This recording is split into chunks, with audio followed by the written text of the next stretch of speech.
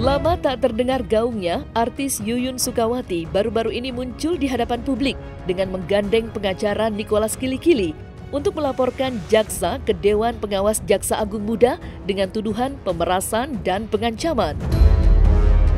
Yuyun mengaku dipaksa untuk menyerahkan uang senilai 1 miliar dengan ancaman anak yang sedang terlibat permasalahan hukum akan dijemput. Atas hal itulah, Yuyun mengaku kecewa dengan oknum jaksa tersebut yang dituding tidak profesional dalam menjalankan tugasnya sebagai seorang jaksa. Seperti diketahui, anak Yuyun diputus bersalah atas kasus penyebaran video syur dan dihukum 1,5 tahun. Namun Yuyun tidak terima dengan putusan tersebut yang dianggap penuh dengan kejanggalan.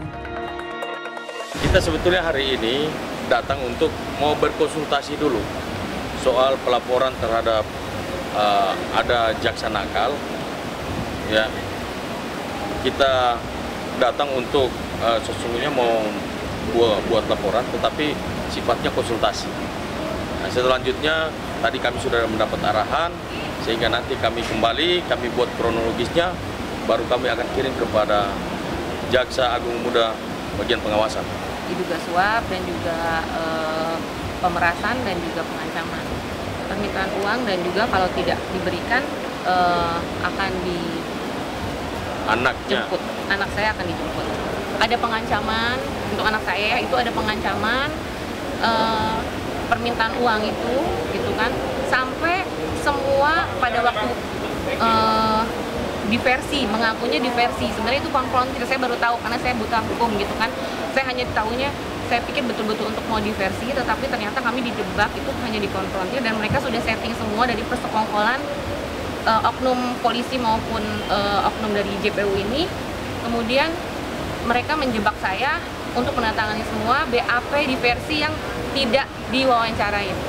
Itu sempat saya juga ingin robek, tetapi JPU bilang, Ibu bantah aja nanti di persidangan. Jadi semua kesimpulan dia dengan yang sudah ditulis tanpa kita diwawancara gitu loh. Itu anak saya diwawancara, bahkan tanda tangan pun dipaksakan. Sudah putus. Sekarang sudah naik ke kasasi, kami sudah ajukan kasasi juga. Dan begini loh, kenapa Ibu Yuyun ini datang ke Kejaksaan Agung ini? Dia hanya mau meminta keadilan. Keadilan apa? Dia merasa bahwa di Undang-Undang ITE pasal 45 itu kan barang siapa yang menyebarluaskan. Anaknya tidak pernah menyebarluaskan berita tentang asusila ini. Justru perempuan inilah yang mengirim ke anaknya. Karena waktu itu mereka pacaran kan. Dikirimlah foto-foto bugil dan sebagainya. Tetapi ini di persidangan tidak dimunculkan. Lalu kemudian yang menyebarluaskan ini justru mendapat hukuman lebih ringan daripada anaknya Ibu Yuyun. Padahal dia tidak pernah menyebarluaskan ini. Tetapi yang menyebarluaskan dapatnya 3 bulan, anaknya Ibu Yuyun 1,6 bulan. Itu yang beliau datang ke sini untuk mau memberikan laporan ke Jamwas. Kenapa kok ada perbedaan? Yang menyebarluaskan harusnya lebih berat, tidak dihukum lebih berat, padahal dia menyebarluaskan. Sedangkan anaknya yang tidak menyebarluaskan difitnah dan mendapat hukuman lebih berat 1,6 bulan daripada yang menyebarluaskan. Kalau menurut Undang-Undang ITE, barang siapa yang menyebarluaskan, anaknya tidak menyebarluaskan kok dilapor gitu dan ditahan. Kemudian perlu juga kami tegaskan kepada rekan-rekan di sini, selain kami datang ke sini untuk mencari keadilan, mendampingi Bang Niko, mendampingi Bu Yuyun, juga yang kami sayangkan saat ini masih ada oknum-oknum kejaksaan, jaksa yang masih melakukan cara-cara yang tidak benar, bahkan atau menghalalkan segala cara. Yaitu seperti rekan-rekan tadi sudah dengar dari Bu Yuyun yang mengatakan bahwa masih ada permintaan uang, dan kemudian dugaan melakukan pengancaman lewat WhatsApp. Ini bagaimana ini penegak hukum seperti ini. Ini yang harus kita lawan. Makanya hari ini kami datang ke sini untuk yang paling utama adalah itu. Selain fitnah tadi daripada teman daripada anaknya daripada Buyun.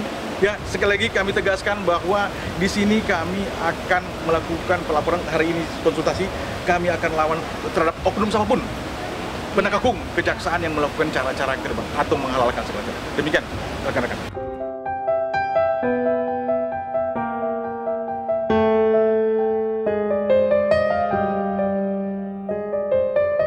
Sambil berurai air mata, Yuyun tidak percaya jika dua tersangka yang menyebarkan video syur justru mendapat hukuman jauh lebih ringan ketimbang putranya. Padahal anaknya sama sekali tidak menyebarkan video syur. Terlebih video syur itu sendiri didapat dari kiriman kekasihnya.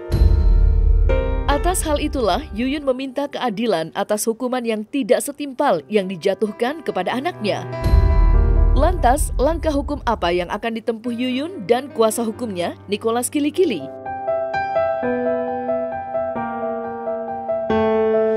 Jadi sebenarnya sudah lama saya ingin buka gitu, karena saya berpikir ada salah satu instansi yang memohon kepada saya untuk saya nggak buka gitu. Tapi makin kesini kok kami makin ditekan gitu.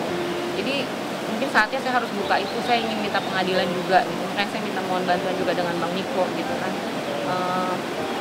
bahwa anak saya ini sebenarnya dikriminalisasi dari tingkat Polres Bandara Suta, kemudian dijebak di tahap 2 di Kejaksaan Kota Tangerang dengan JPU ini, sampai akhirnya ya seperti ini gitu. Makanya saya ingin, walaupun mungkin terlambat, tetapi saya berharap masih bisa lah, ada celah gitu loh. Saya mohon,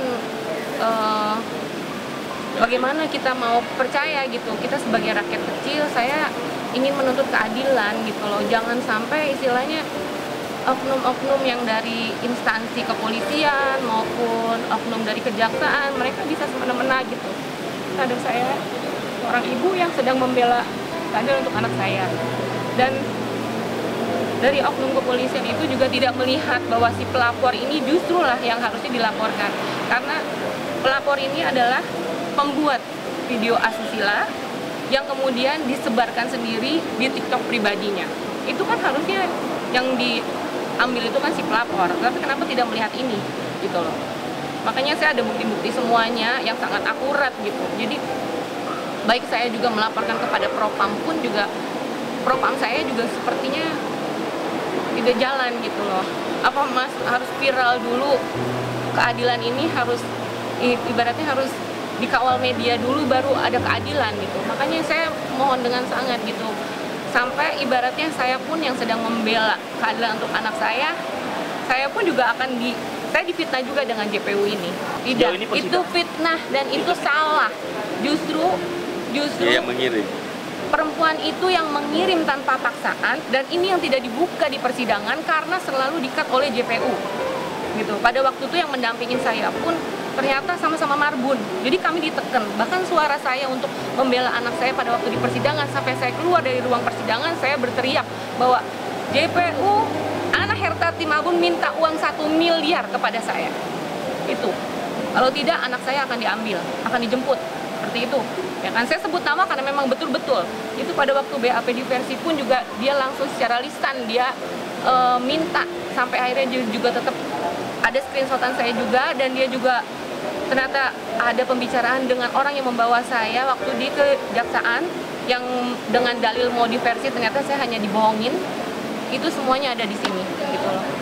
Dan itu fitnah semuanya. Justru perempuan itulah yang mengirimkan tanpa paksaan. Bahkan dia sekolah di BINUS Serpong itu sudah dikeluarkan karena dia menggunakan seragam BINUS, membuat dengan happy video asusilanya, kemudian dikirim ke TikTok pribadinya. Lalu kenapa anak saya yang disalahkan? Kenapa anak saya yang dilaporkan gitu loh itu? Padahal dia itu kesalahan dia sendiri kan gitu. Dan kemudian bahkan sampai oknum polisi itu datang ke sekolah anak saya, 15 orang oknum. Itu yang sangat sedihnya gitu. Tidak ada surat panggilan 1, 2, 3 pun tidak ada gitu. Mereka langsung mengambil tanpa izin saya sebagai orang tuanya. Saya benar-benar minta pengadilan sekali Saya hanya seorang ibu tunggal dan anak saya masih di bawah umur. Harusnya kalau oknum jasa itu bisa berpikir yang dia sebagai juga seorang ibu, seandainya dia sudah menjadi seorang ibu, dia harus berpikir gitu kan. Harusnya dia jangan ambil. Karena ini dari awal juga sudah cacat administratif di tingkat Polres Kuta.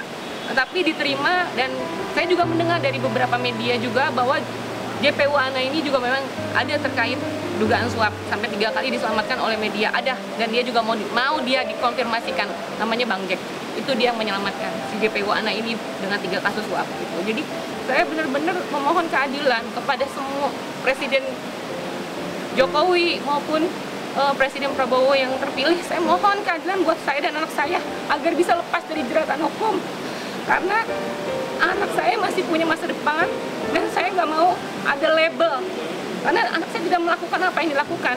Justru pelaku yang sesungguhnya Muhammad Akbar dan Muhammad Ajis itu, dia hanya dituntut 7 bulan oleh JPU Ana Hertati ini. Dia pelaku ya, pembuat link, penyebar dan menjual, tetapi hanya dituntut 7 bulan dan diputus 3 bulan dan saat ini bebas. Dan itu disaksikan juga oleh tiga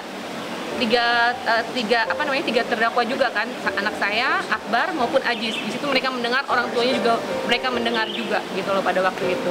Tapi ya mungkin kenapa bisa putusannya berbeda? Yang dua ya mungkin diduga ya kan, sampai pelaku bisa serendah itu. Tapi anak saya yang bukan pelaku malah bombardir terus gitu loh. Itu aja gitu. Makanya saya benar-benar mohon keadilan, dan di tingkat kasasi ini saya mohon kepada Mahkamah Agung agar bisa realistis dan mengetahui juga si pelapor, bagaimana kelakuan si pelapor ini, bahwa dia adalah pemain. Bohong kalau dia bilang trauma.